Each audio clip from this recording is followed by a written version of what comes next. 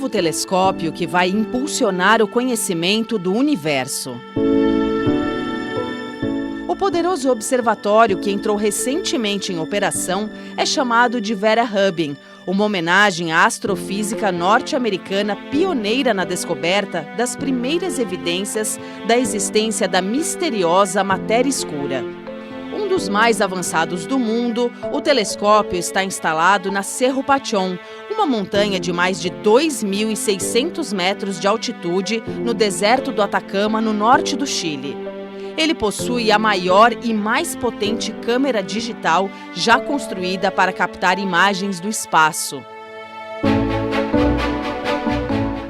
A instalação astronômica integra o Legacy Survey of Space and Time, em português, Levantamento de Legado do Espaço e do Tempo. O projeto internacional, liderado pelos Estados Unidos, é resultado da colaboração entre diversas instituições e cientistas de vários países, entre eles o Brasil. Um dos grandes objetivos do observatório é compreender a história do cosmos, com um registro de bilhões de objetos celestes, novas estrelas, bilhões de galáxias pouco luminosas e explosões de supernovas que aconteceram há bilhões de anos. O supertelescópio fará uma passagem completa pelo céu do hemisfério sul, em detalhes, a cada 4 dias. Ao final de 10 anos, terá construído o mais vasto catálogo que vai contribuir para a realização de estudos sem precedentes sobre a evolução do universo e sobre as misteriosas energia escura e matéria escura, que compõem cerca de 95% de todo o cosmos. Observatório Vera Rubin, um novo marco na história da astronomia.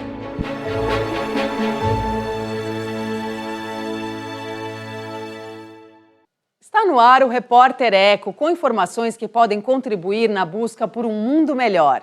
Os temas principais, os marsupiais do Brasil e uma viagem ao legado das águas.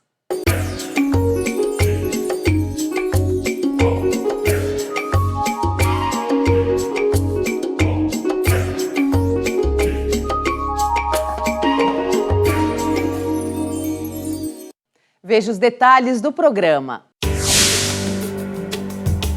O projeto divulga para o público em geral a importância de conhecer e conservar esses animais parentes dos cangurus que nascem de forma prematura e crescem fora do útero das mães. Na reportagem especial de hoje, conheça a rica biodiversidade da maior reserva particular de Mata Atlântica do país, um lugar com vocação para o turismo de natureza que abriga espécies de plantas e animais, alguns ameaçados, no Vale do Ribeira, interior paulista.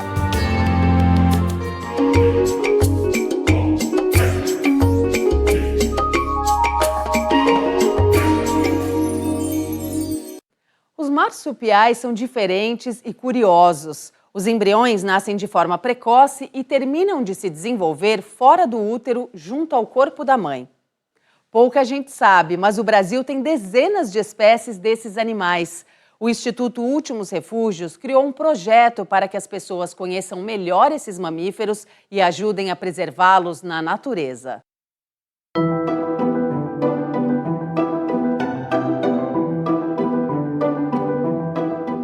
Divertidos e apaixonantes, cangurus e coalas são conhecidos em todo o mundo. O que poucos sabem é que o grupo de animais ao qual pertencem, conhecido como marsupiais, também existe no Brasil. É o que explica a bióloga Yasmin Macedo Góes, idealizadora do projeto Marsupiais do Instituto Últimos Refúgios, com sede no estado do Espírito Santo. Entre as frentes de atuação da iniciativa estão a divulgação de estudos sobre as espécies, resgate e reabilitação de animais junto aos órgãos ambientais, educação ambiental em escolas e pesquisas científicas. Então, o marsupial é aquele que possui marsúpio, que é a bolsa. Mas não, o marsupial é um animal mamífero que ele tem uma forma de desenvolvimento um pouco diferente de outros mamíferos, como nós, né? Nós carregamos nossos filhos dentro do útero, aí ele nasce pronto para a vida. Os marsupiais não, eles têm uma gestação muito curta, de apenas 10 dias, e eles nascem prematuros. Então, todo o desenvolvimento dele ocorre fora do útero, e alguns marsupiais possuem a bolsa, outros não. E aí, nesse caso, nos marsupiais que não possuem bolsa, né, os filhotinhos ficam presos às mamas da mãe até completar o desenvolvimento. Quando você fala em marsupiais, esquecem, né, do gambá, das cuícas, que a gente tem várias aqui. Então, o projeto, ele começou fazendo divulgação científica, e até hoje a gente leva isso, né, para as pessoas, tentando espalhar um pouco mais sobre a fauna nativa aqui do nosso país, que é tão importante. O Brasil tem quase 70 espécies de marsupiais. Algumas vivem a maior parte do tempo no topo das árvores. Outras são terrestres, como os gambás.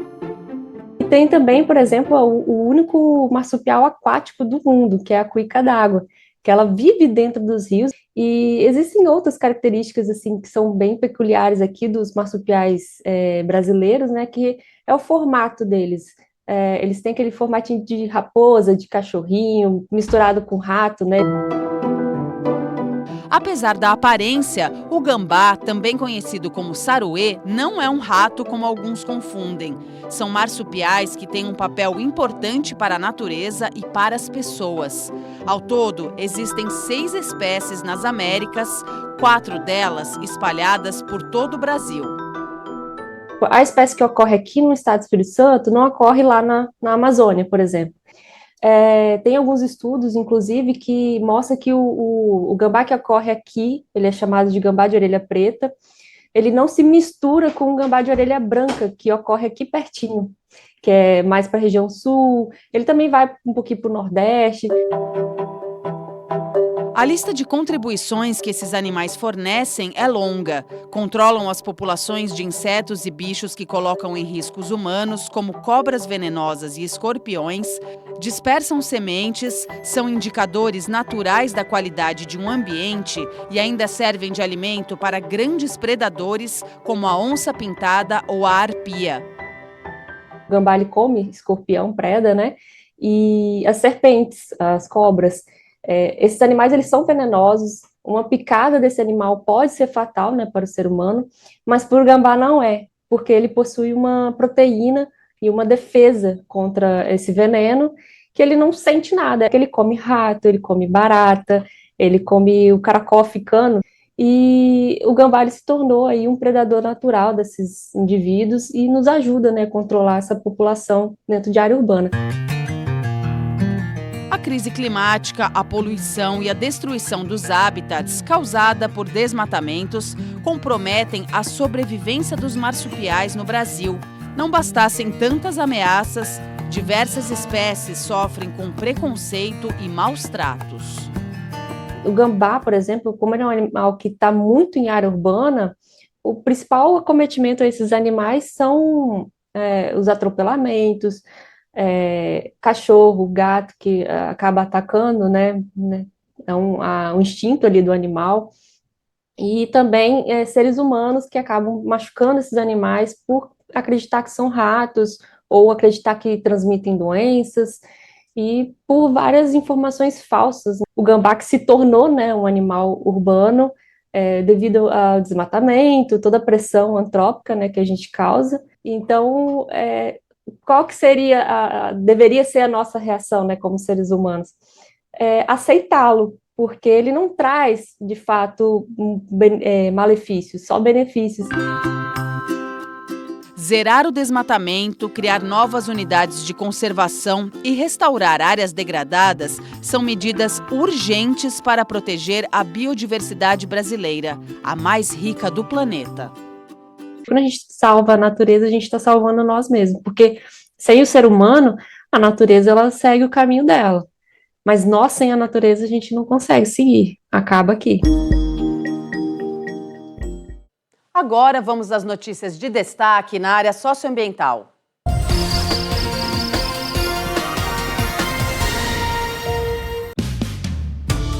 Os preparativos para a COP30, a Conferência da ONU sobre o Clima, marcada para novembro em Belém, no Pará. Na reunião climática em Bonn, na Alemanha, os países em desenvolvimento forçaram a reabertura dos debates sobre a obrigação das nações ricas de financiarem as ações de combate ao aquecimento global. Na última COP29 em Baku, no Azerbaijão, os países concordaram com a meta de ampliar o repasse de recursos para 300 bilhões de dólares anuais até 2035 e depois expandir o valor para 1,3 trilhão de dólares. Em meio às negociações na Alemanha, a delegação brasileira apresentou um roteiro detalhado para viabilizar o financiamento climático e medidas concretas que serão levadas à COP30 no Pará. O Brasil é um dos maiores emissores de gases de efeito estufa por queima de florestas. Quase um quarto da vegetação de todo o país queimou pelo menos uma vez entre 1985 e 2024.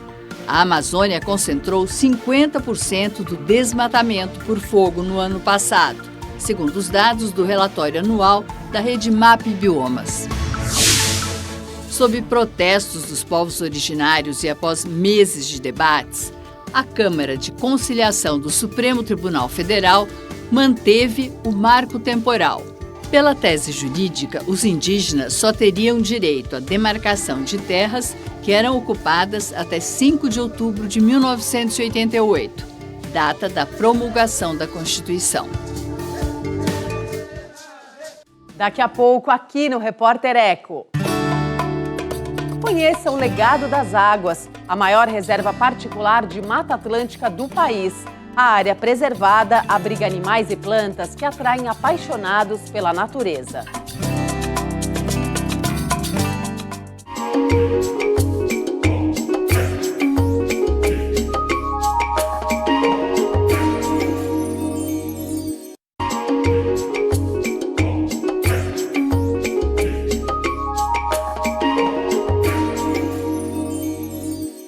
Você viaja com a nossa equipe até o Vale do Ribeira, no sul do estado de São Paulo. O destino é o Legado das Águas, a maior reserva de Mata Atlântica particular do Brasil. Na área preservada, existe uma rica diversidade de animais e plantas. A reportagem especial é de Cláudia Tavares.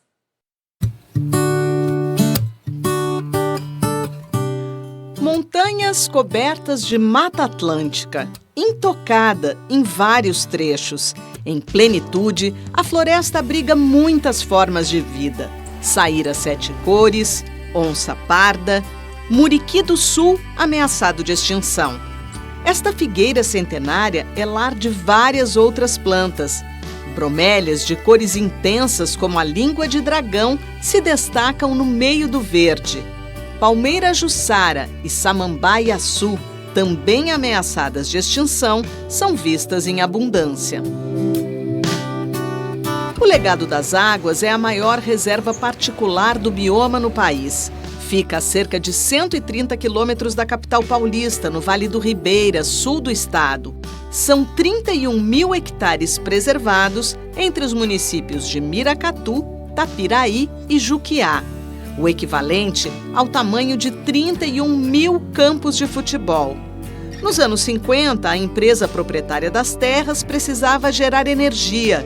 Construiu hidrelétricas ao longo do rio Juquiá, hoje considerado um dos mais conservados de São Paulo. Ao compreender que só existe água boa com mata viva, cuidou do patrimônio natural e aposta na geração de negócios relacionados à natureza para mostrar que a integridade da Mata Atlântica, fundamental para o clima e a biodiversidade, gera receita e empregos locais.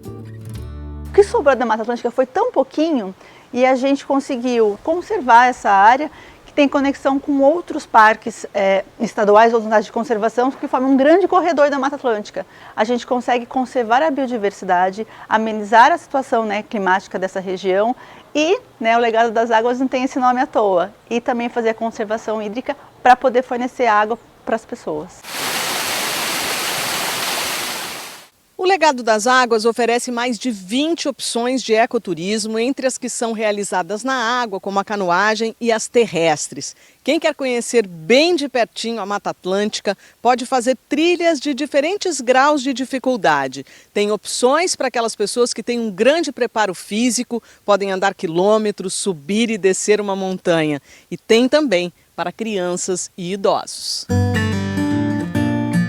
Passarelas suspensas, como esta do Jardim Sensorial e outras sobre as trilhas, permitem contato com a floresta em segurança. Ao fazer silêncio, tivemos a sorte de ver o cortejo do casal de surucuá de barriga amarela. O macho é mais vistoso, com o dorso azulado. A fêmea canta e ergue o rabinho, revelando um delicado desenho preto e branco. A observação de aves, uma das atividades mais apreciadas do mundo por amantes da natureza, é das mais procuradas no Legado das Águas. E Osmidir, da comunidade cabocla Ribeirão da Anta, em Tapiraí, um dos guias mais disputados. Nascido no mato, como ele diz, sabe muito de bichos. A primeira parada é na varanda do restaurante da sede, na hora do café da manhã dos turistas. E no comedouro, que show! Saíra Sete Cores, Saíra Militar, Tiê Preto, catirumbavas endêmicas da Mata Atlântica que só ocorrem nessa floresta e periquitos, entre outros. Eles que se cuidem com os macacos prego, que vêm roubar as bananas quando não estão se empanturrando com as jacas ao redor da sede. A árvore não é nativa da Mata Atlântica, mas se adaptou ali e não compete com outras espécies. Nesta outra árvore próxima, pequenos tucanos, são os araçari-banana. O porquê do comedouro, né? Se a gente está certo ou está errado alimentar o bichinho. São pesquisas ainda, mas a gente viu aqui um natural. O sanhaço de encontro azul, ele veio, se alimentou na banana assim que a gente colocou, mas ao mesmo tempo ele subiu e já comeu uma folha de mamão. Então ele já foi para o cenário natural, ele não está dependente do que a gente ponha. Quando o bichinho fica dependente do que a gente coloca, a gente está errado. Mas não, ele dá uma bicadinha aqui e já vai buscar frutinha na mata. As saíras, elas sumiram daqui agora porque elas foram buscar frutinha na mata, logo elas voltam, mas é o processo normal, tá? Osmidir, que antes trabalhou como fiscal ambiental na reserva, é uma enciclopédia sobre os animais da Mata Atlântica. Aqui chama a atenção para a pegada da anta, a semeadora da floresta, que vimos ao circular à noite. Voltando à trilha, ali vai o macuco. O macuco ele tem um assobio só, no dia a dia. Esse é o cântico dele. No escurecer vocês vão ouvir. Ele sobe num galho alto, apesar de ser grande, uns 10 metros de altura, ele dorme. Que o ideal seria na... Ele usa os truques da tecnologia para atrair as aves, com todo cuidado. Playback não se toca perto de ninho, não se toca muito alto, não se toca diretamente. A gente toca e deixa o aguardo se ele vai responder ou não. As aves e os animais nos ensinam muito, porque não adianta você vir num lugar desse e querer fazer tudo correndo, querer ficar... falando alto, fazendo barulho e passar rápido. A natureza pede que a gente pare um pouco, que a gente respire e escute e sinta ela.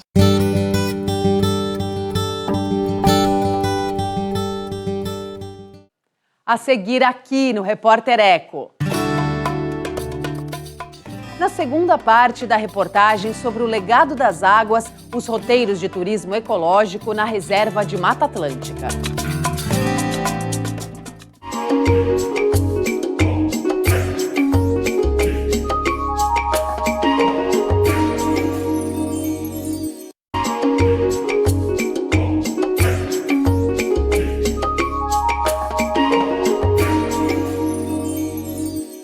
Na segunda parte da reportagem sobre a reserva Legado das Águas no sul do estado de São Paulo, os passeios que atraem turistas do Brasil e do mundo.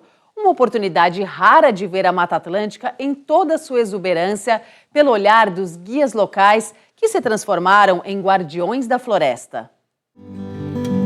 Muitos turistas escolhem a reserva de Mata Atlântica Legado das Águas no Vale do Ribeira, sul do estado de São Paulo, para fazer imersões na floresta, conhecer o ambiente e seus habitantes se encantar com cenas inspiradoras. É um convite a desacelerar, respirar o ar puro. As instalações são simples. Os quartos ficam perto do estacionamento. As casas dos antigos trabalhadores da represa, adaptadas para o turismo das famílias, ficam numa área mais alta. Todos se encontram no coração da sede, onde a comida caseira conquista os visitantes. É a segunda vez que este casal de São José dos Campos, interior de São Paulo, visita a área. Hélder e Isabel amam a natureza, tanto que na chácara onde vivem, plantam tudo o que podem. O legado das águas para nós é uma referência, não é, do que toda reserva, toda deveria ser. Tem a infraestrutura, tem as plantas, tem a água, que é fundamental em qualquer ecossistema. E para nós, o mais importante que se tem aqui, o que se planta aqui, é na verdade a sustentabilidade do futuro. Esse contato com a natureza é muito enriquecedor. Andamos muito, descobrimos muita coisa, muitos pequenos animais. Sempre levamos mais conhecimento, porque a gente observa o animal, depois vai pesquisar. Esta é a Trilha da Dezembro, uma das mais lindas e muito procurada pelos ecoturistas por permitir observar uma mata bem preservada. Tem 3 quilômetros de extensão. Leva à cachoeira de mesmo nome. José Alves, o Zeca, conhece bem este e outros caminhos da floresta. Também é um guia local muito procurado, seja para as trilhas, onde acompanha também pesquisadores, ou para a condução dos passeios de barco. Num passado distante, ele caçava para sobreviver. Eu não caçava por esporte, eu caçava para saciar a minha fome e dos meus irmãos e da minha família. Tatu, paca, entendeu? Pouco do mato, que é o queixado, entendeu? Passarinhos, pouca quantidade só para o nosso consumo. Nós não podíamos caçar esses bichos na época de reprodução deles, que na hora que eles estão com cria. Eu não sabia que hoje ia mexer com o público. Hoje Zeca divide o que aprendeu. Navegar pelo belo rio Juquiá, para além de apreciar suas margens florestadas, o espelho d'água repleto de céu e a pequena cachoeira no final do percurso, é saber mais sobre as árvores. Lá no alto, por exemplo, ele mostra o angico. E sobre os bichos. A andorinha do rio passa tão rápido que a câmera mal captura, mas a garça moura nos deixa admirar toda a elegância dela. O guia se conectou com a natureza. Hoje, afirma ser um protetor da Mata Atlântica. Eu comecei como agente de pesquisa ambiental, então eu olhava a área toda, a reserva, atrás de palmiteiro, caçador, invasores, tudo que é ilegal. Há turistas que escolhem a reserva Legado das Águas como destino para praticar esportes nas águas, como rafting e canoagem. Já este grupo de educadores de uma escola particular no interior de São Paulo veio se conectar com a floresta para buscar inspiração para criar novos caminhos para a aprendizagem. Manuela, a diretora, é bióloga, com doutorado em microbiologia. Sabe o valor que a mata preservada tem. Se eu quero, enquanto educadora, encantar os meus estudantes, e eu entendo que aprender é sobre encantamento, eu preciso primeiro me encantar enquanto pessoa, enquanto educador. E a natureza possibilita isso, né? Aqui o Legado tem uma diversidade incrível, riquíssima de fauna e flora, e as experiências aqui são muito profundas. Então a ideia é a gente resgatar esse encantamento nosso para que depois a gente transborde na escola. O ecoturismo vai muito além disso e também ele ajuda a fiscalização. Porque onde são abertas trilhas, as pessoas estão passando. Então, se tem alguma invasão, já assusta. O ecoturismo ajuda na descoberta de algumas espécies novas, que geram, inclusive, pesquisas científicas. Você vindo para cá, você vai parar na padaria do seu Zé, você vai consumir lá, você vai ouvir uma história, você vai comer a comida que vem de uma agricultura familiar do município que você contemplou, você parou na casa do artesão e adquiriu algum produto. Seja num dia nublado, em que os raios de sol despontam tímidos por entre as nuvens, ou naquele em que a intensidade da luz revela toda a beleza da vegetação, Viver a Mata Atlântica e se encantar com a diversidade da vida é um presente que precisa ser conservado agora como um legado para as futuras gerações.